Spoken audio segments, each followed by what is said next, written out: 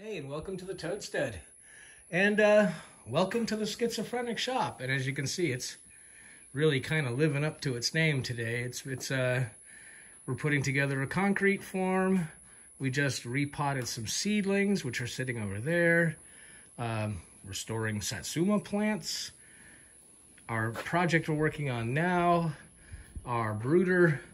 Yes, we had some very wild extra paint floating around, so we decided to paint our brooder so it could sit outside.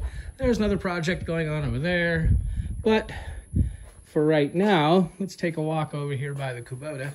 For those of you who've been following the, how we've been messing with this and trying to make it better, we got the lights all working, almost. Those flashers aren't working yet, but we'll get there. We did a little bit more cleanup and rust proofing, priming, and all down here, the battery tray area. But where we're at today is the fuse panel. And on this tractor, it's got four, as you would expect, the old glass fuses, 10 amp fuses. And you screw it to the bulkhead through there. Fine. Now, we don't want to go drilling more holes in the bulkhead and all that, so let's show you what we're gonna put in there. Yes, and anytime the tractor's in here, we go ahead and toss it on the battery charger because it never hurts. And this is what we're gonna replace it with. This is more modern, gives us 2 extra circuits, and it's tough to see on video, but that one that was in there is starting to show its age. The plastic is beginning to, crystallize and get brittle. Combination of the heat. It's not warm down here. It's not cold down here, trust us. It's just time, and if we're gonna do something, we might as well upgrade. This is a pretty, that's a pretty inexpensive upgrade. It didn't come with the fuses, but we've got bunches of those, so filling it was no problem. I think I got this for about $8, $10 from Summit Racing. Maybe you can do better. I don't know. I like Summit. Done a lot of business with them over the years. So what we did here, how we're going to mount this, is of course, if you noticed, on the stock one, it's got 2 mount holes here. Not the same. So we're going to cut this little piece of metal and went ahead and put these 2 screws through. And then what we're going to do here in a second is we're just going to take our welder and go snap, snap. Just a little tack to basically create a set of studs. And then we'll drill the holes in here that correspond with the existing fuse panel.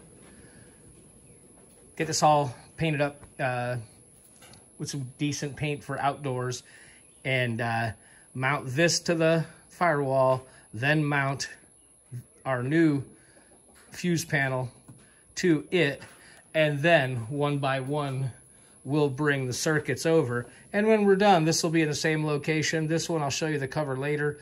It's also, I wouldn't call it weatherproof, but it's very, very, very splash resistant.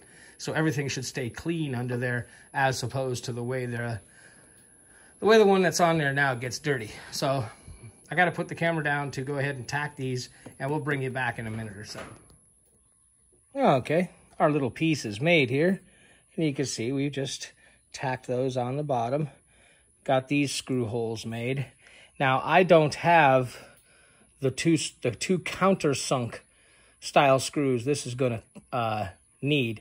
So all I'm going to do is I'm going to put a small piece of foam behind it, just to make sure that these heads are no way going to get near the back side of that new block. And then probably next week when I get back into the bigger city, I'll grab those and replace them. But let's go ahead and install this. All right, got him mounted in there. And you can see we're using the original screws here and here, which we're not going to keep those in there. But we're not going to use this tractor very much in the next few weeks. So I just want to get this done while I have time. And what we got here is a couple of washers. If you've ever used the self-tapping screws to put metal and screw metal into other metal that's got to be waterproof, these are just those washers. We do a lot of that kind of assembly and don't always need the washers because what we're doing doesn't always need to be waterproof. So we take those washers off and keep them off to the side for situations just like this. And what we're going to do with our block is put that bit of foam in between, and we'll get that on there and get it tightened up and bring you back and show you.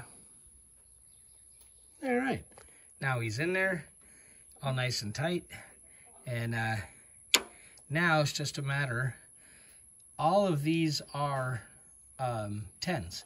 These are all 10 amps, so easy stuff. It's just a matter of taking each one off one at a time and transferring it up onto here. So now we'll get that done.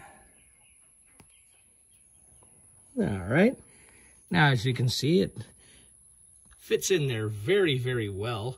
Almost looks stock. Let me back off. Almost looks stock. And of course I had to put all the fuses upside down because that's just what you do. But as you can also see, we have two unused fusible areas here, which will come in real handy because I get this feeling that we're going to end up putting a Workalite of some kind on here, and perhaps, as crazy as it sounds on a tractor, a spot to charge your phone or your Bluetooth speaker, because you know, didn't have that back in 79 or 80 when this was built, but the need for that kind of thing does exist. But for now, that's an upgrade, and I put the other one away. Let's go take a peek, and we'll get you a closer look at the old one. Really, the reason wasn't that it was quote-unquote bad. It was functioning, but all the connectors were loose. Everything was loose in the plastic, and well, you know, this thing's 40 years old, give or take. A lot of heat, a lot of time getting loose. Then it was just time to take that potential problem out of the tractor. And of course, it has the added benefit of using a style of fuse that is far more common today. So there we go. That'll get thrown in the extra parts. You just never know. But that's one more thing done, getting a little bit better each time. Thanks for coming along. We'll see you next time around.